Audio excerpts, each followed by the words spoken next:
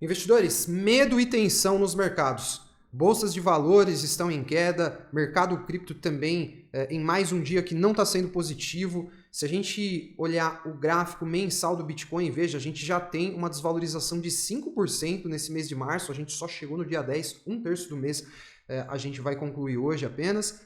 No mês passado a gente teve uma desvalorização de 17% no BTC e muitas narrativas estão tomando conta do mercado, muita gente acreditando que a gente já começou um ciclo de baixa, tanto para Bitcoin e criptomoedas como para bolsas também, gente falando que a bolsa vai ter um crash, que a recessão começou e que a gente está começando a viver o início do fim. Um apocalipse está diante de nós. Nesse vídeo a gente vai repercutir esse momento do mercado com fatos, dados e gráficos. Eu quero mostrar para vocês porque que eu, apesar de todo o pessimismo, sigo acreditando que a gente vai recuperar esse sentimento do mercado e essas quedas são quedas que compõem a natureza volátil dos mercados, né?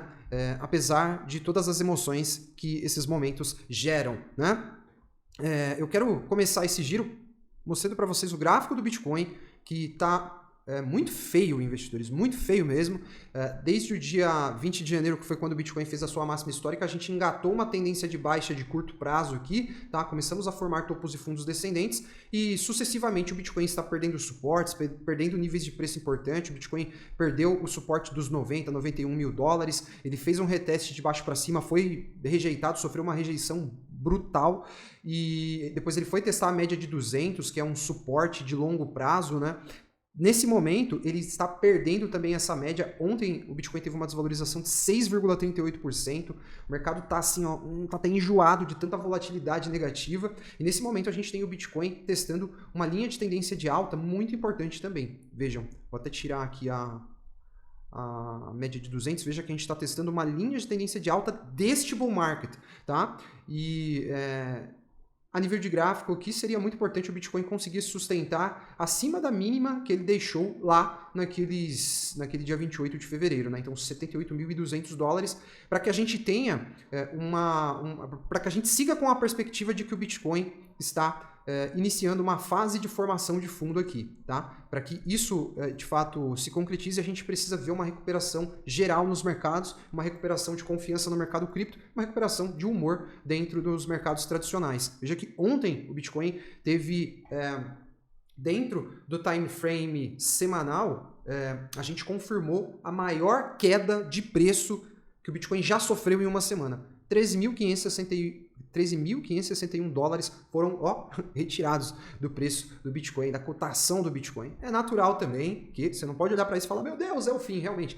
É natural que à medida que o Bitcoin vai ficando cada vez mais caro, uma unidade de Bitcoin, um Bitcoin vai ficando mais caro, claro que a gente vai ter volatilidades batendo recorde sempre. E a gente teve esse recorde sendo medido ontem, e o mercado cripto está em um ambiente de medo extremo, tanto no indicador de medo extremo aqui do CoinMarketCap, veja, chegamos em 17 pontos, investidores, tensão absoluta no mercado, a gente já se projetou aqui dentro do indicador de medo e ganância do CoinMarketCap, abaixo daquele ambiente de medo que a gente teve lá em agosto do ano passado, que foi tenso, não sei se você já estava no mercado nessa hora aqui, foi muito tenso, foi muito difícil manter a sanidade mental aqui e a gente já começa a viver um ambiente em que manter a sanidade vai ficando mais desafiador ainda, né, nessa fase do ciclo.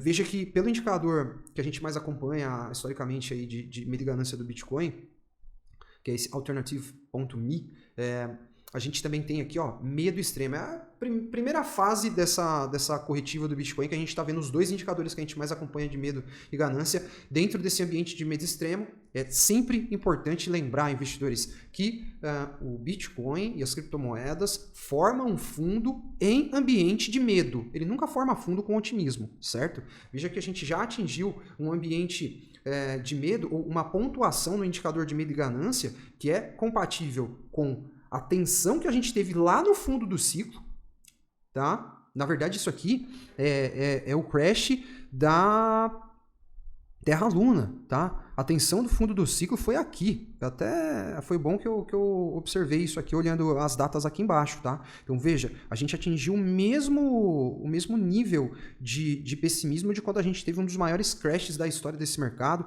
A mesma coisa quando a gente teve a China banindo mineração, que foi logo depois da out-season de 2021, um momento absolutamente tenso, e nós atingimos os mesmos patamares de quando a gente viveu o crash da pandemia, tá? Quando a gente viveu o crash lá em 2020. Então, a gente atingiu um ambiente que, nessas fases absolutamente tensas, em algum ponto, existe uma inflexão e a construção de um fundo local, certo? E o mercado tradicional também está absolutamente em medo extremo. Veja, a gente tem 16 pontos no indicador de medo e ganância do S&P 500, que é um índice composto pelas 500 maiores empresas da Bolsa Americana. A gente tem 6 de 7 indicadores que compõem o medo e ganância do S&P em medo extremo, tá?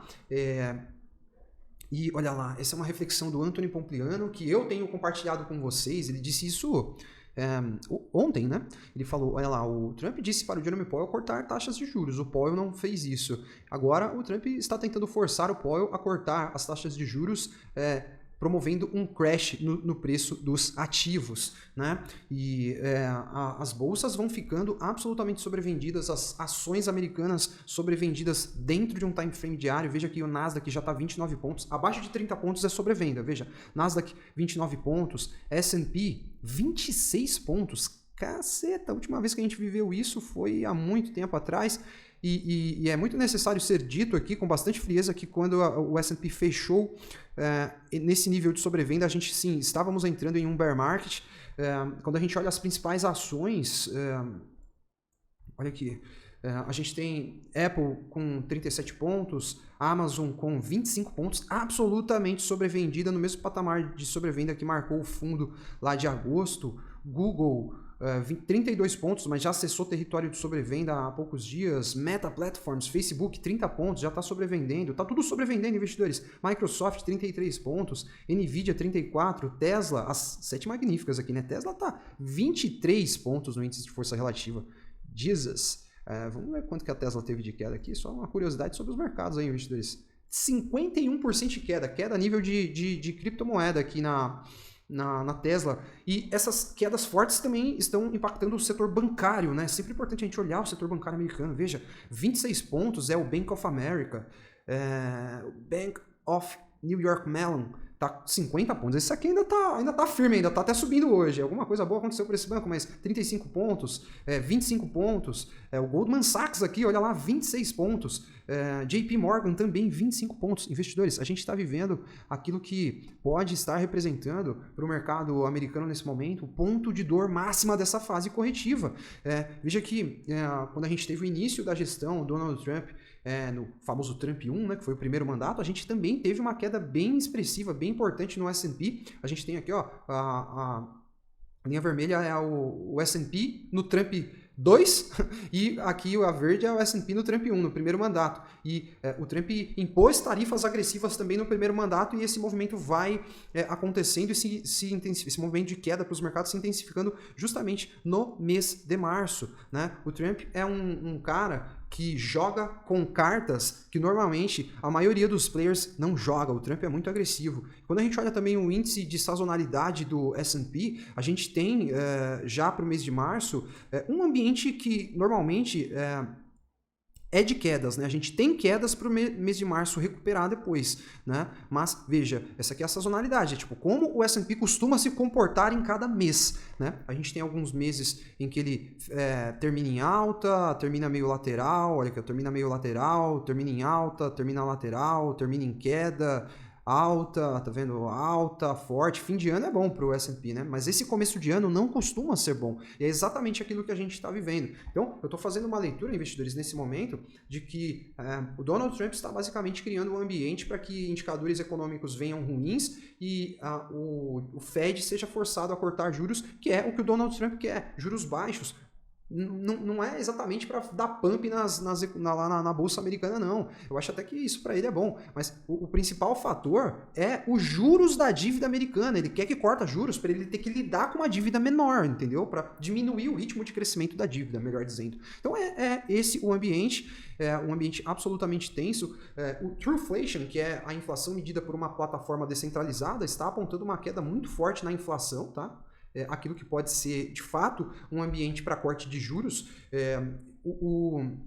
A gente tem indicadores econômicos que vão trazer para a gente dados de inflação dentro do calendário dessa semana, basicamente um calendário mais voltado para dados de inflação e alguns dados de emprego. Amanhã tem dado de emprego, quarta-feira é dados de inflação, quinta-feira dados de emprego com dado de inflação. Então a gente vai ficar muito ligado nisso, porque na próxima semana vai ter reunião do Fed. E aí o mercado está quase, a menos que assim, que alguma coisa muito grave aconteça daqui até a reunião do dia 19, é provável que a gente tenha a manutenção dos juros no patamares atuais, beleza, mas qual vai ser o discurso do Jerome Powell? Isso está me intrigando e me deixando muito curioso. Talvez seja aquele tipo de reunião que eu assisto ao vivo para ver o que está rolando e como que o que ele vai falar vai impactar o mercado. E também existe uma expectativa em relação ao fim do apertamento quantitativo. Tá? Eu já mostrei para vocês aqui estudos que não foram nem feitos por mim, mas enfim, eu não estou aqui só para compartilhar estudo meu, eu estou aqui para compartilhar estudos dos quais eu tenho acesso e eu trago para vocês. Olha que beleza.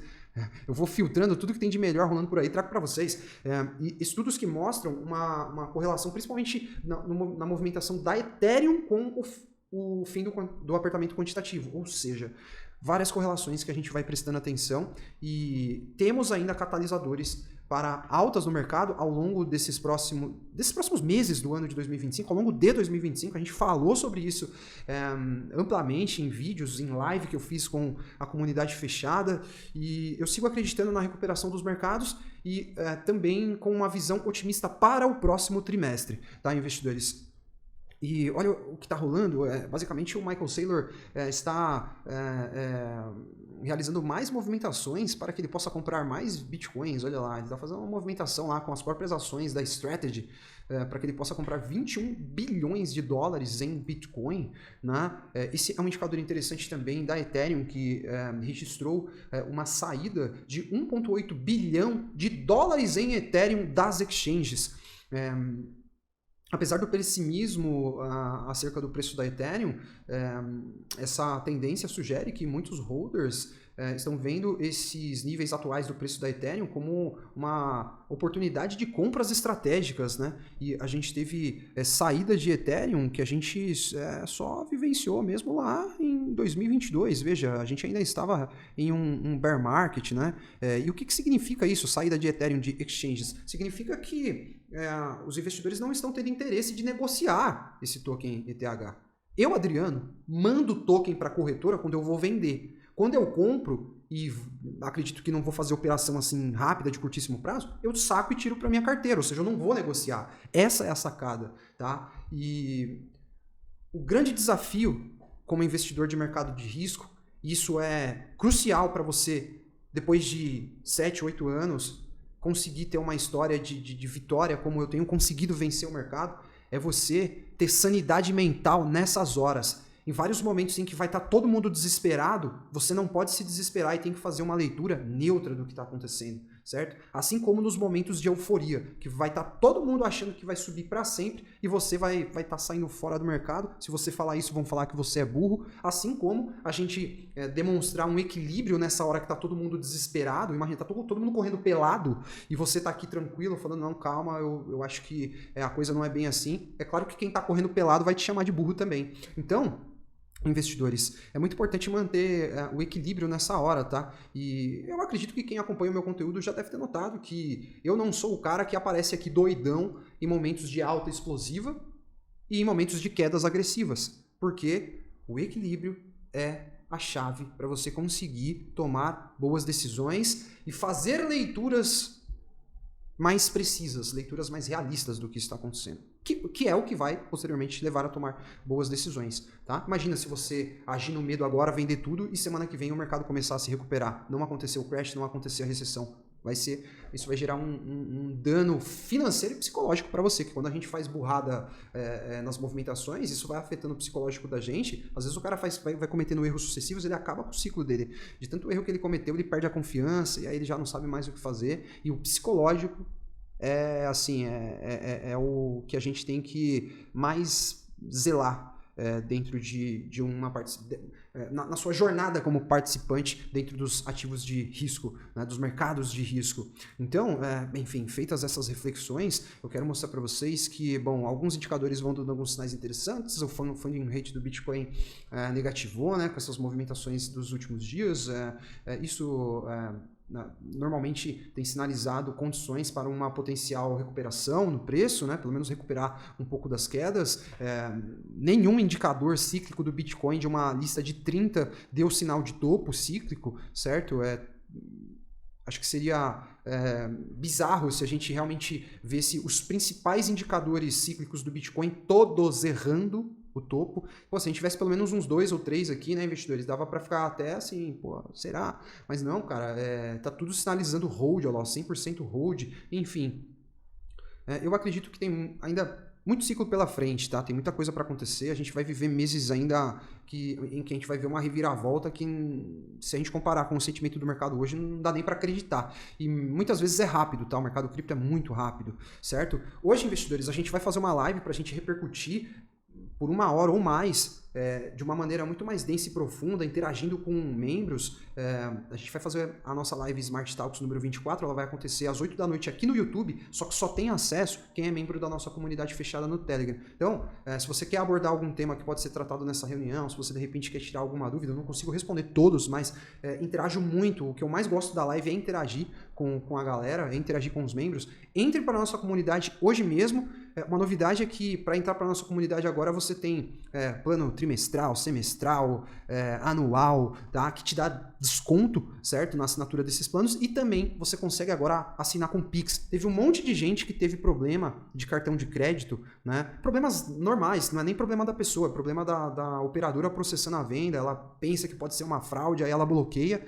Teve um monte de gente que teve problema desse tipo, então agora, se você quiser assinar com o Pix, é só você ir no link da descrição para você voltar para a nossa comunidade, aí não vai mais ter esses problemas de cartão de crédito, certo? E eu deixo o convite para você que chegou aqui no canal pela primeira vez se inscrever, ativar o sininho de notificações para você seguir acompanhando a cobertura que a gente faz do mercado cripto, não só do mercado cripto, mas como ele se correlaciona com o dinheiro e com os mercados, certo? A gente cobre tudo aqui e essas leituras vão dando a condição da gente tomar boas decisões durante esse ciclo das criptomoedas, esse e os próximos também. Então, junte-se a nós, né, investidores. E a gente segue em frente, Bitcoin, vamos ver, deu uma estabilizada na queda, 1,33%, configurando aqui um candle que é feio, horroroso, certo? E a Ethereum está se segurando ali nos $2.000, né? A Ethereum tem um potencial suporte, não existe suporte intransponível, mas enfim, ela está se segurando aqui dentro desses níveis, né? Níveis importantes para ETH, não pode perder esse nível porque pode ter uma queda até mais acentuada aqui. E, enfim, a gente tem que ter bastante maturidade, coragem e sanidade mental para poder viver, né? Surfar as ondas gigantes desse mercado, certo, investidores?